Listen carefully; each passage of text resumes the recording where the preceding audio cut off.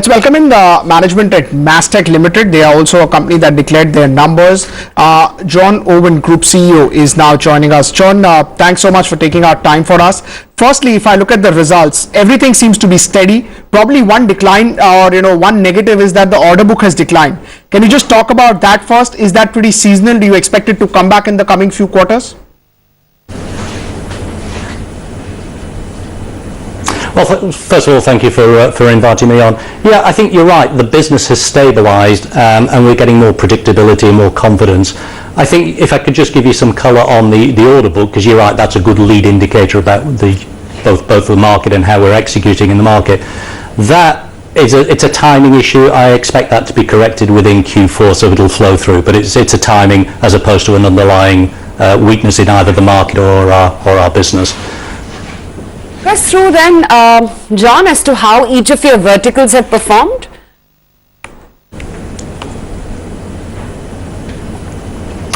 I think I've always said we go to market as a capability, so that's in agile consulting, or it's digital commerce, or it's application development, or BI and analytics, because people buy from Mastek because of our engineering excellence and our delivery track record. So we don't look at it from a vertical perspective. I think if to be candid, I think the UK as a market has performed very well. I think the US hasn't performed, and that's not a market condition. I think that's down to our execution, and we're building a recovery plan around that. So I'm relatively confident with the market. I look at the pipeline.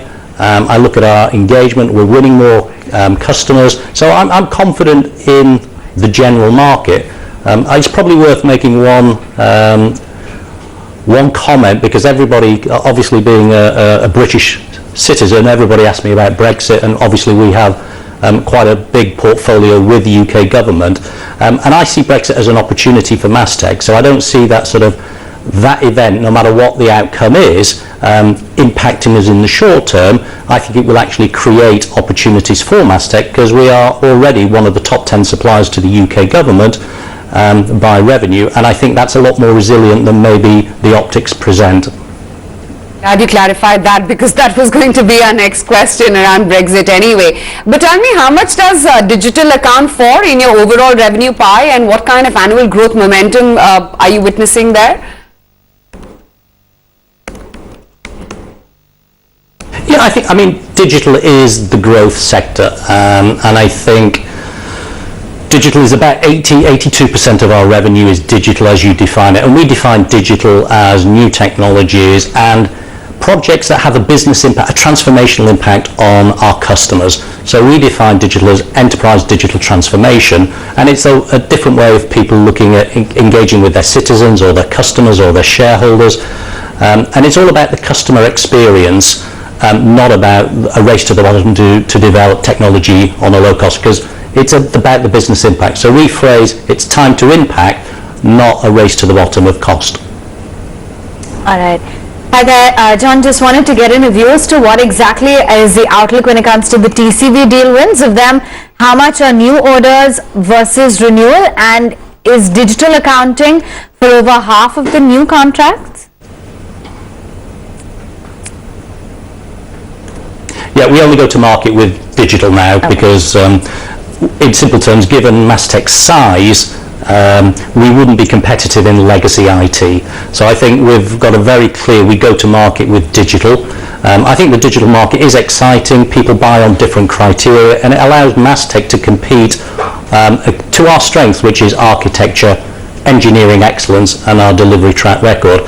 So we are winning. The projects are obviously smaller, and our objective as an organisation, when we started this journey two years ago, we had a strategy called Vision 2020, which was all about transformation year 1, win year 2, grow year 3, and we're just coming to the end of year 2 in that strategy at the win, and we're winning more business than we've done in our recent history, which is encouraging. And I think it's about building that operating model now to scale and grow in our third year of Vision 2020, which will start in March. But I think the digital market is robust. I think people have different buying criteria.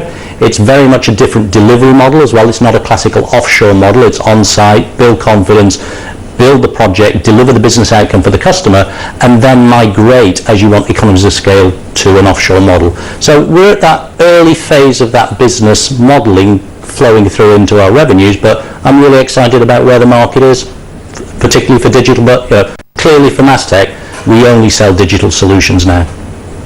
Sound very optimistic, and we'll let you go on that note. Appreciate you taking the time out, John, giving us a snapshot of what things have been like for the company, your digital contracts, as well as your key verticals and growth momentum. Thank you, appreciate it, and have a good afternoon. All right, let's just quickly check in on the stock price in Mastek. It's been a decent set of numbers, 431 on last tick. But another stock that's